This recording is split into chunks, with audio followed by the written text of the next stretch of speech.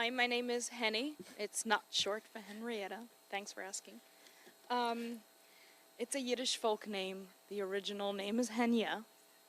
As you heard earlier, I graduated with honors from a college music program. My primary instrument was piano after a failed primary instrument of 1 semester in vocals. Currently, I completed 3 independent research studies, and the first one is pending publication in a medical journal. I do want to remind you I'm 36 years old. I'm not 21. I know I was told that I don't look it, so I need to share that. Now you have all that information. I'm a prolific composer. My work's performed all over the world. And currently I'm in private practice, and I teach piano to nonverbal clients globally using Skype. My 2 obsessive interests are music and research. I'm a pattern thinker. I see patterns in everything I observe, whether you want me to or not. And since I spent a lifetime of being shut down for vocalizing my pattern thinking, I've now found a way where in academia it's celebrated. So I now combine these 2 passions and do research on music. Yay!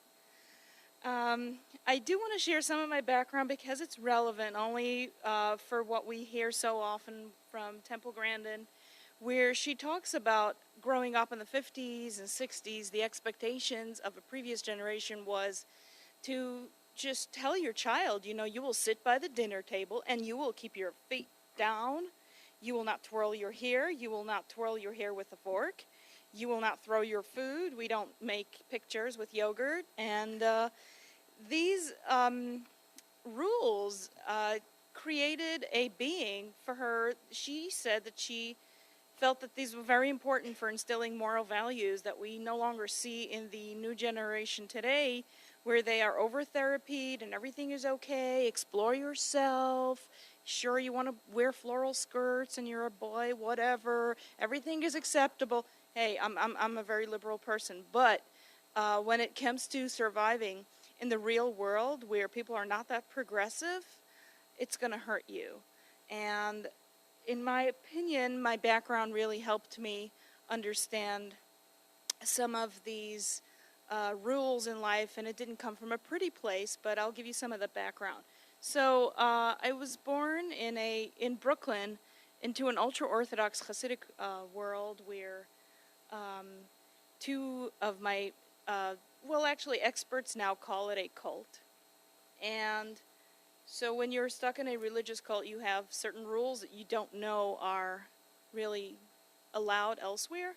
I was led to believe that my 2 passions in life were forbidden, and I was going to go to hell. Singing for females was forbidden. Music making was forbidden. English was not spoken in the home, and education was all biblical in nature. So it was a very narrow scholastic field. I had no American education. I had to teach myself English. At 18, I was placed into an arranged marriage. I didn't know the dude until I came home from the wedding. The babies started coming. 3 of my 4 children were diagnosed with autism 4 years ago. One of them is nonverbal. I started seeing similarities with myself, and one day I just went and got my own diagnosis, just like you would probably walk into the salon and go get yourself a pedicure.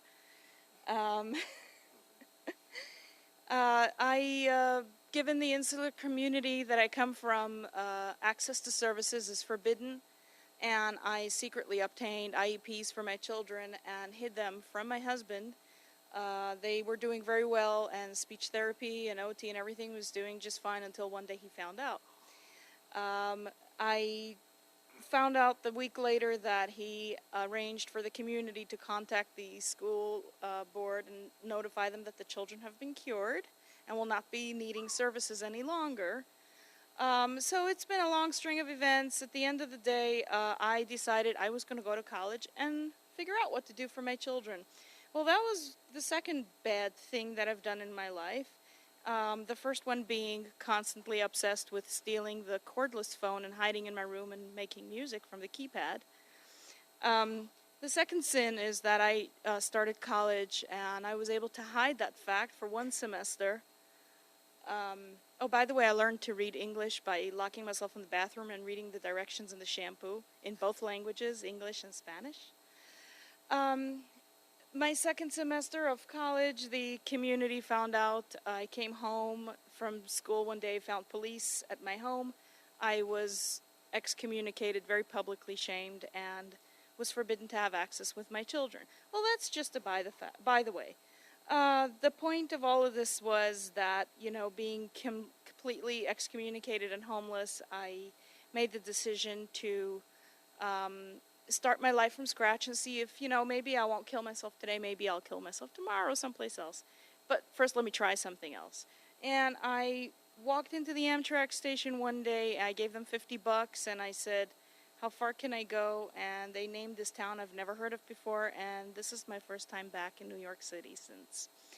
I moved on campus with 18-year-olds. They started calling me mommy. They started signing up on their weekend lists when they was able to come to my dorm room and eat from my crock pot. I finally, through a long string of bombed attempts at different college degree programs, I did walk out with in December, I graduated with a degree in Human Services and Music with high honors. As far as my special interests and abilities, music and research is something that gets me going when things are really dark. And I have this intense emotion when it comes to the piano. For one, because I've been forbidden from touching one for so long and it's only been 2 years, but apparently it's, so because I get so humbled in front of the instrument, when I walk past it, I can't walk further without first touching it. To some that's called playing. I also spend an enormous amount of my time researching and data crunching. It's a very calm, repetitive thing for me to do. I synthesize large amounts of information and connect the dots to find a pattern. It's always very exciting to me, and it's always very surprising when I see that pattern doesn't exist in the scientific research, and I'm like, I'm going to be the first one to get that published. So when you have music and, you know, patterns of behavior put together in one research article, for me in my head it becomes this big stim fest, and it's really exciting. Sorry if you don't have that opportunity in your head. For me, these special abilities early in life were not noticed because of where I come from. It's a very collectivist society. Your self-worth is only measured by what you contribute to the people around you. So you're prepped and groomed for marriage, and your biggest desire all your life is, I can't wait to get married, have 12 kids, and make kugel every weekend. So I didn't know I had music or scholastic abilities that could contribute to the scientific community until I was 32. I began college and waited until my first semester grades were posted, and that's when I realized how far I stand apart from my peers. Musically, I didn't know that it was unusual to pass an audition at a piano at 6 colleges across the country after learning 3 classical pieces from YouTube the night before. When I did get to the music program, that's when I had my first lesson, and they assigned me to the studio teacher. And I walked into her studio, and she goes, oh, hi, you're Henny. Nice to meet you. I'm whatever. She puts this music up there by the piano. She goes, okay, let's see how your sight reading is. And I just turned to her, and I said, well, I don't know what those dots are. That was last fall. She was horrified. They called an emergency meeting with the dean, the department chair, the disabilities office. I managed to call my friend, the executive director of the Autism Society, and I said, help. She ran and got a lawyer. We had a very big meeting, and it went very, very well. Basically, they decided to throw me out of the program because they said I conned them at my audition, didn't tell them that I've never studied music. Our biggest retaliation was to let them know that I've been officially diagnosed as a musical savant, and then they just didn't know what to do with that. So they just kept the distance, I kept my distance, I memorized all my pieces on YouTube, and I finished my degree. Didn't mean to mock them, but they're idiots.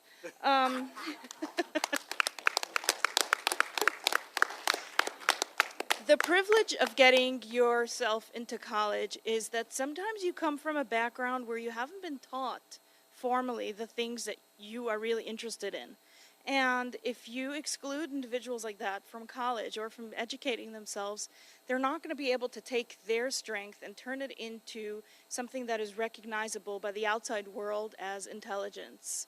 I was, a bumbling idiot making music on a cordless phone for more than 30 years. My favorite song was 2, 1, 2, 3, 4, 4, 3, 4, 5, 4, 3, 2, 1. Okay. I'm sorry. That's all I had, and was always listening to the fire engines and trying to find them on the cordless phone, where other Aspie kids listen to the fire engines and do it on their piano. I cannot tell you how important it is to get an individual who's extreme right-brained like me, to the extent where one of my teachers told me in college, Henny, your right brain is so enlarged, you need a neck brace. So I'm this giant qualitative thinker. I see everything's in color, and I just see stuff. And it's not schizophrenia, just telling you. The important thing about education in college for your special interest is that 3 weeks after I got into the program, if any of you understand music, I learned key signatures. I learned the basic rules of theory, the 1-4-5 harmonic labeling with Roman numerals, and I learned what those dots were on the page. That was enough for me to start composing my first giant piece, which was performed for the public in the first semester and made the department hate me even more. I haven't stopped composing since I graduated in December. I've written a piece a week, and they're all on my website for you to just skim over it. It took me a while, probably after my third piece was performed, that I began to understand that people typically don't wake up in the middle of the night and write down all the parts of something they hear in their heads, and then they go back to sleep, and then when they wake up in the morning, they find this giant sonata on their computer, and they have no memory of writing it in the middle of the night. My composition strengths really exploded the first 3 weeks of the semester, and it's because I just was this giant sponge that desperately needed to be nurtured, and getting into college with a presumption of competence was very, very important, and I really excelled at doing something that no one else was able to do, like listen to what the teacher was playing and, notate it right away. And that's, of course, because I have perfect pitch, which I didn't even know what it was until I got into school, but apparently people who have perfect pitch are very much hated, so hate me. To deal with people who are skeptical or unsupportive, with my talents or expression, you already heard the struggles I had and how envious they are about perfect pitch. They couldn't understand how I was doing it. It's like I needed to explain how I was doing it. And we see this phenomenon with kids in grade school who are number crunching in their heads, and they're doing these big complex algebra problems in their heads, giving you all the answers, and they can't tell you how they did it, and they don't show their work, and then they're failed in math. And instead of pushing them further along in more complex mathematics, we are forcing them back into special ed because they can't show their work. If Mozart would have to explain to you how he came up with a piece, he would never have the time to finish writing it down for us to enjoy it today. So stop obsessing over the process and start looking at the product, and let the product reflect what the level of intelligence is and the ability. I think that's really important for school districts to begin to understand that.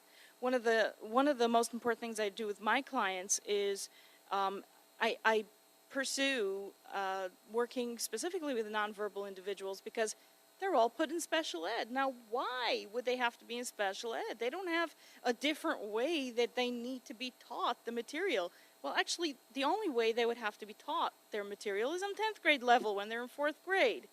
Because they're nonverbal and it's a very big, speaking world, I see my role as nurturing their talent so that they can demonstrate intelligence to the school district in a way that's unexpected, in a way that's understood for the outside world as intelligence. If you have a 7-year-old kid who's playing Mozart, just by looking at the music, and the teacher herself had to go into education because she never did well in clarinet in high school band, she looks at that and she's like, oh my God, I bombed out in music and I've got a student who's doing that.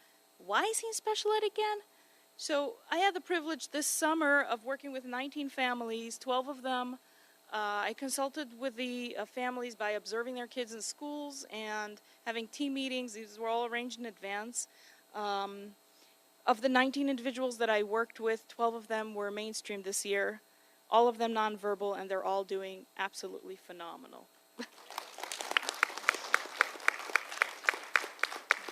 I was labeled as a student with a bad attitude. I was officially in my supervisor sent emails to me all the time saying that my attitude, I have a flawed attitude. I am here just to get it done. I'm sorry that I'm older than all my professors. Yes, I did come here to get it done. I couldn't get it done when I was 18 like every other American kid, but now I'm here and I will get it done. And I will comply with the coursework. I'm sorry if it offends you. But I was so starved for education that the minute an assignment was handed out, in my head I was already writing the essay. I was just, oh, I can't wait to hand in this giant 21-page research paper. And when I would hand it in probably 4 o'clock in the morning, because I'm an early bird, so I'd go to sleep at 8:30, 9 o'clock, wake up in the morning, 4 o'clock, and at 4:20 you would email it off to the professors. And the response I got was, that is proof that you have an attitude problem and you're just here to get it done because you hand in an assignment 6 weeks before the due date. It means that you don't need to be here you're not here to learn what we're here to teach you. You're only here to defy the rules and offend us and show us that you're not here to comply. You're just here to outsmart us and be a wise ass. And that's not the truth. So always take the extra effort to examine what the motivation is of the person and continue to believe that they're actually here to be educated. For me in college, I first went in and I studied human services. Then I went in and passed an audition on voice. Then I realized I'm not going to stand in my voice teacher studio doing this for 1 whole year. I'm not going to do it. So I switched to piano and got in, and it was really a joke because all I had to do was just listen to it, play back, boom, hear it, play back, boom, and it really upsets them. What really was for me the miracle in college was that I discovered a gem, and I advise this for every single person. Please think about it. Self-design interdisciplinary studies. Please make up your own degree program, submit it to the dean, and you walk out a winner. You get your degree, and nobody cares that you have a Ph.D. in animal science. Nobody cares that you have a degree in self-design interdisciplinary studies. I have a Bachelor of Science, and that's all that matters. Thank you.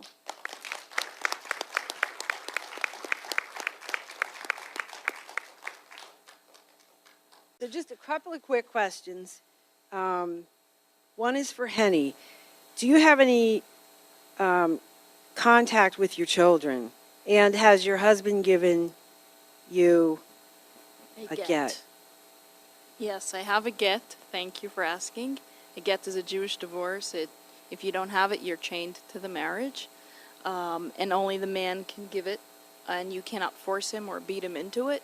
So most men will say, have your father write me a check for $350,000 under the table, and then I'll give you a get. But he is allowed to remarry. You are not without the get. So that's one of the perverted issues that come with ancient practices of Orthodoxy. So yes, I have a get. I had to trade it for agreeing with the rabbis not to ever go to court and fight for my rights. The contact that I have is that my ex has discovered Facebook, so now I have access to seeing what my children look like today. And I do keep trying to call their house, and until I don't have an order of protection barring me from doing that, I will continue to call the house and hope one day they will pick up the phone. But they will do better when I help contribute to the world and make it a better place, so that when they grow up and they're looking for services, it will be better for them. Okay, I'm just going to ask one more question because we're out of time. A question for Henny. What kind of music do you enjoy? I am now known as a music snob, and I will argue everything to pieces. I'm obsessed with blowing people's minds now musically, so I'll take a piece. Play Bach as a tango. So I did prepare a little message for you that isn't original, but I think that you can all connect to it, and it's current and fresh, and it's not from a guy with ruffled sleeves who's dead for 500 years. And I will go as long as you participate with me. So if there's no participation, I will be quiet. Okay, this is my final threat.